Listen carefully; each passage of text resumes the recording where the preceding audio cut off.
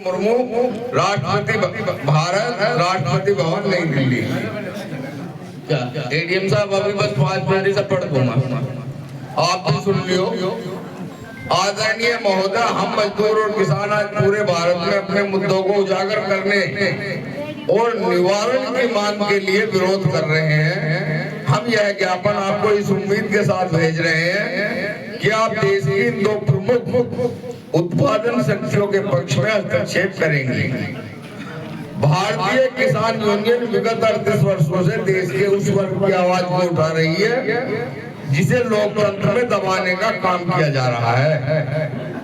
हताश देश का किसान आत्महत्या को मजबूर हो रहा है। वर्षों के बदलने का क्रम जारी है, लेकिन किसान, मजदूर, आदिवासी, दलित, शोषित पिछड़े वर्गों का यह संघर्ष अपने अधिकार के लिए जारी है। वर्ष 2025 शुरू हो चुका है, लेकिन कोई भी ऐसा माध्यम नजर नहीं आ रहा जिससे इन वर्गों का उत्थान हो सके।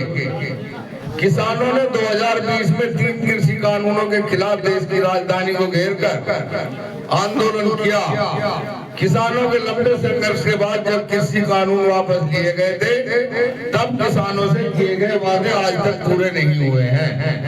अतः भारतीय किसान यूनियन निम्नलिखित मांगों की ओर आपका ध्यान आकृष्ट कराना चाहती है।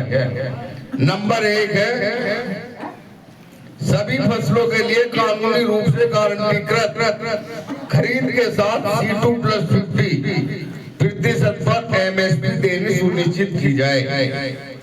गन्ने का मूल्य उत्तर प्रदेश सहित अन्य राज्यों में खर्च के अनुपात में 500 रुपए प्रति क्विंटल घोषित किया जाए, क्योंकि पेराई सत्र चले 2 माह से भी अधिक का समय हो गया है। भुगतान को डिजिटल माध्यम से जोड़ा जाए। नेता श्री जगजीत सिंह डल्लेवाल जी की 43 दिन से आमरण अनशन पर बैठे हैं। उनके स्वास्थ्य को देखते हुए केंद्र सरकार किसानों की सभी मांगे जल्द से जल्द पूरी करे। ऋणग्रस्तता और किसान आत्महत्या को समाप्त करने के लिए व्यापक ऋण माफी की जाए। राष्ट्रीय मुद्रीकरण पाइपलाइन एनएमपी को खत्म किया जाए। सार्वजनिक क्षेत्र के उपक्रमों और सार्वजनिक सेवाओं, स्वास्थ्य, शिक्षा, बिजली का निजीकरण न किया जाए। कोई प्रीपेड स्मार्ट मीटर न हो। कृषि पंपों के लिए मुफ्त बिजली हो। घरेलू उपयोगकर्ताओं और दुकानों को 300 यूनिट मुफ्त बिजली दी जाए। कोई डिजिटल कृषि मिशन DAM, राष्ट्रीय सहयोग नीति और बहुराष्ट्रीय कंपनियों के साथ ICAR समझौते न किए जाएं, जो राज्य सरकारों के अधिकारों का अतिक्रमण करते हैं और कृषि के निगमीकरण को बढ़ावा देते हैं। राज्य सरकारें सार्वजनिक क्षेत्र द्वारा ऋण खरीद, प्रसंस्करण और ब्रांडेड विपणन में समर्थित उत्पादक सहकारी समितियों, सामूहिक सूक्ष्म लघु मध्यम उद्योगों के संघ को बढ़ावा देने के लिए सरकारी खेती अधिनियम लागू करें। अनाधुंध भूमि अधिग्रहण को समाप्त करें। LARR अधिनियम 2013 और FRA को लागू करें। सार्वजनिक संपत्ति के निगमीकरण और लोगों को विभाजित करने के लिए विभाजनकारी नीतियों के उद्देश्य से कॉर्पोरेट सांप्रदायिक नीतियों को खत्म करना। बीज नीति में संशोधन किया जाए, क्योंकि अत्यधिक पेस्टिसाइड्स का इस्तेमाल आम जनजीवन के लिए खतरनाक होता चला जा रहा है। साथ ही खेती में इस्तेमाल होने वाले उपकरणों व अन्य वस्तुओं को GST मुक्त किया जाए और जेनेटिकली मॉडिफाइड सीड्स पर रोक लगाई जाए। नंबर 10 है, sugar cane control order and khandsari regulation 2024 को रद्द किया जाए। क्योंकि इस आदेश से उत्तर प्रदेश में 350 खांडसारी के उद्योग प्रभावित हो रहे हैं, जिसका सीधा प्रभाव गांव देहात के किसान पर पहुंच रहा है। केंद्र सरकार new national agriculture market policy को रद्द करे, साथ ही सभी किसान संगठनों से चर्चा कर एक प्रभावी नीति तैयार करें। ये तो है ज्ञापन जो ऊपर रात में आया है। और एडीएम साहब एक हमने भी बनाया है जिले स्तर का, उसमें हम आपको बता दें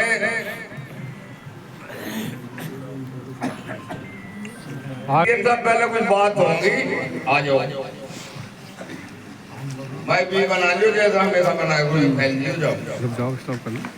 तो कैसा मुलाकात करी एडीएम साहब ये बताओ, खतौनियों में त्रुटि हुई है, इनमें शुद्धिकरण करने के लिए या सही करने के लिए एफिडेविट मांगे जा रहे हैं। किसान एफिडेविट दें। यदि 4 भाई हैं, ऐसे बहुत परिवार हैं जहां भाइयों में नहीं बनी, जिसके नाम फालतू चढ़ गई, मान लिया वो एफिडेविट नहीं दे, मुकदमेबाजी और होगी। दूसरी बात, एफिडेविट में खामोखा का फालतू फंड का खर्चा है, 100 रुपए का एफिडेविट कम से कम खर्च हो और पूरे दिन की मंजूरी आ जाएगी। एक तरीका है बड़ा आसान, आपके पास हर तहसील में पुरानी खतौनी है हमारी, तो जैसे इन्हें 1 महीने का लगभग टाइम दिया होगा इन नई खतौनियों को बनाने का, इन्हें 1 महीने का टाइम दे दो, उनका दुरुस्तीकरण कर ले, पिछली खतौनियों को देख देख के अपने आप ही करवा दो, कहाँ जरूरत है। तो हमारे इस प्रस्ताव को ऊपर तक पहुंचाओ। सही है गलत है ये बात है ना? पुरानी खतौनी तहसील में ही है, उन्हें देख के अरे भाई इसमें जो है सुधार कर दो। देखिए, पुरानी खतौनियों में हिस्से नहीं खुले थे, नई खतौनियों में हिस्से खोले जा रहे हैं। कहीं कहीं पे त्रुटियां आ रही हैं कि किसी ने मान लीजिए बेनामे से अपना हिस्सा कम बेचा या पूरा नहीं बेचा, वहाँ पे समस्याएं आई हैं। और ये मानते हुए कि मान लीजिए सभी भाइयों का बराबर हिस्सा होगा, लेकिन बराबर नहीं है, किसी के वसीयत से कम ज़्यादा भी हो सकता है। बिल्कुल, उसके लिए यही मैकेनिज्म जो आप बता रहे हैं ये भी सही है। और बोर्ड ऑफ रेवेन्यू से इसका एक पोर्टल डेवलप किया गया है, जो कि जल्दी ही बहुत शीघ्र ही लागू होने की संभावना है। जब वो हो जाएगा तो वो आरआई यानी राजस्व निरीक्षक लेवल पे ही सारे अविवादित इस तरह के मैटर जो है वो सारे के सारे हल हो जाएंगे। इस पे बोर्ड ऑफ रेवेन्यू ने 2-3 मीटिंग कर ली है और वो बहुत जल्दी इसको लागू करने जा रहे हैं। ये पूरे यूपी में समस्या आ रही है, ये जब रियल टाइम खतौनी में कन्वर्ट हुआ है तो सब जगह समस्या आई है, इसका समाधान बहुत शीघ्र किया जाएगा। एक जो है हमारी गन्ने की समस्या है, गन्ने का भुगतान हमारा पिछले वर्ष का भी रुका हुआ है और ब्याज हमारा 12 साल तक का रुका हुआ है। इस समय मिल मालिक के हाथ में संचालन या कोई भी काम नहीं है। आपको मालूम है आईआरपी नियुक्त किया हुआ है और वो आईआरपी नियुक्त है बैंकों का ब्याज सहित ऋण दिलवाने के लिए। जब बैंकों का ब्याज मिल सकता है तो हमारा करना एक्ट में भी है, सुप्रीम कोर्ट के आदेश हैं और शासनादेश भी हैं, शासनादेश भी हैं, उसके बावजूद भी फिर हमारा भी हिसाब क्यों ना करवाया जाए जब बैंकों का। देखिए, जब ये एनसीएलटी में गए थे और एनसीएलटी का आदेश आया था, उसके तत्काल बाद ही हम लोगों ने डीसीओ के माध्यम से जितनी भी गन्ना समितियां हैं हमारी, उनका कितना पेमेंट बाकी है इंक्लूडिंग इंटरेस्ट विद ब्याज के साथ में, वो सारा कैलकुलेट कराते हुए हमने आईआरपी को भेज दिया है। आईआरपी उसको संज्ञानित करते हुए उन्होंने एनसीएलटी में अपनी रिपोर्ट लगाई है और मेरे ख्याल से 16 जनवरी उसकी संभावित तारीख जो है उसमें सुनवाई है। फाइनल हियरिंग उस दिन हो ही जाए और जो भी उसमें माननीय कोर्ट का आदेश होगा वो तो मानना पड़ेगा सभी को। और कोर्ट भी हमने मतलब खुद पार्टी बन करके डीसीओ के माध्यम से ये कहा था कि किसान भाइयों का पेमेंट ना रुकने पाए। तब कोर्ट ने दोबारा आदेश किया था कि जो 85% और 15% वाली जो भुगतान की कार्रवाई चल रही है वो लगातार चलती रहेगी। तो वो भी लोगों ने आप लोगों के माध्यम से करवाया था, उसमें आप लोगों का भी बहुत सहयोग मिला। हाँ जी, आप लोगों का पूरा सहयोग मिला, तब जाकर के ये व्यवस्था हो पाई है। तो उम्मीद है कि इस महीने ये 16 तारीख या उसके बाद जब भी होगा ये खत्म चीज़ें हो जाएंगी, फाइनल वर्डिक्ट आ जाए तो उसके आधार पर जैसा भी कोर्ट का निर्णय होगा हमने आपका भी पूरा मतलब वो बना के दे रखा है कि इसको भी अकाउंट पर किया जाए। जी जी, अपने हाथ में रखो, मैं वैसे बोल दूंगा, मैंने तो बता। एक जो है आवारा गौवंशों का मामला है, बराबर चल रहा है, बराबर गौवंश जो है इसी तरह होना है। नई गौशालाओं का निर्माण होना चाहिए, इनका बजट है, आपके पास भी है बजट, जानी थी। अब ये पता नहीं हमें आप क्यों नहीं बना पा रहे हैं, उन्हें बहुत कम बन रही है, जबकि हर न्याय पंचायत स्तर पर गौशाला होगी, जब जाके इन्हें जो संरक्षित किया जा सकता है। गौशालाएं कम है। मैं बता रहा हूँ, इसमें हम लोग भी लगातार ये प्रयास कर रहे हैं कि गौशालाओं की संख्या बढ़े। 3 वृहद गौशालाओं का अनुमोदन आ गया है और बहुत जल्दी उनका निर्माण शुरू हो रहा है। वो तीनों तहसीलों में एक एक हमें मिल गई है। इसके अलावा न्याय पंचायत स्तर पे अभी तक शासन से ऐसा कोई अनुमोदन नहीं मिला है। आपका ये प्रस्ताव है तो हम इसको जरूर भेजेंगे। पिछला किसान दिवस हुआ था, उसमें माननीय अध्यक्ष जी ने ही एक प्रस्ताव दिया था कि सभी गाँव में एक सर्वे कराया जाए, किस किसान के भाई के पास में कितने मतलब पशु हैं, तो गोवंश भी हो सकते हैं और अन्य पशु भी हो सकते हैं, उसका एक रजिस्टर मेंटेन किया जाए और हर महीने उसकी चेकिंग कराई जाए। अगर चेकिंग के टाइम पे उनके पास उतनी संख्या ना मिले तो उनसे पूछा जाए कि भाई ये आपके पास जो थे ये कहाँ गए। अगर मृत्यु हुई है उसकी तो उसका सर्टिफिकेट कोई जारी हो, और अगर वो छोड़ा गया है तो उसका कारण बताया जाए।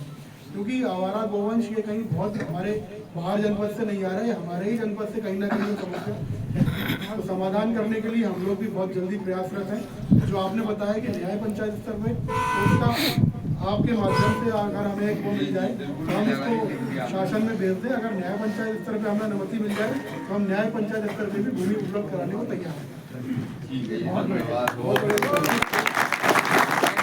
पॉइंट और रह गया अपना लोकल का, अजी हमारा गन्ना भुगतान ना हो रहा है।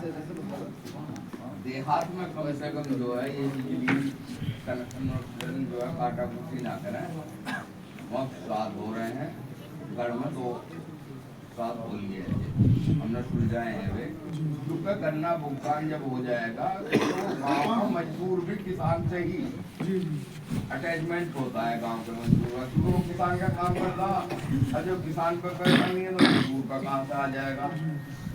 किसान तो मैं उसकी क्या कह रहे हैं पर रोकता है, ये पैसे ना दे देंगे तेरी, तो इन्हें थोड़ा बिजली वालों को ये कह दो भाई शहर है पड़ा है कि जब तक भुगतान पिछले साल का पड़ा अभी तो कई तो करो जो है नहीं ठीक है। इसके बारे में थोड़ा इन्हें कहो। आपने किसान दिवस में भी ये मुद्दा उठाया था, तब भी ये बिजली विभाग को निर्देशित किया गया था कि जिनका गन्ना भुगतान या इस तरह की चीज़ें लंबित हैं उनका बिजली कनेक्शन कोई भी काटा ना जाए।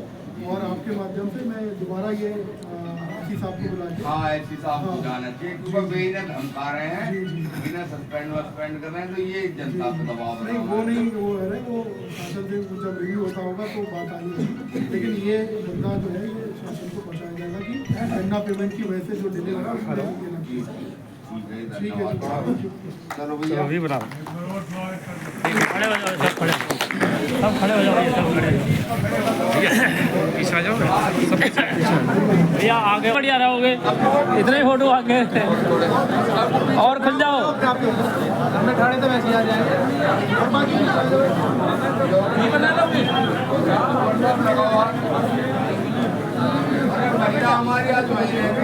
अध्यक्ष जी इधर देखो, इधर तो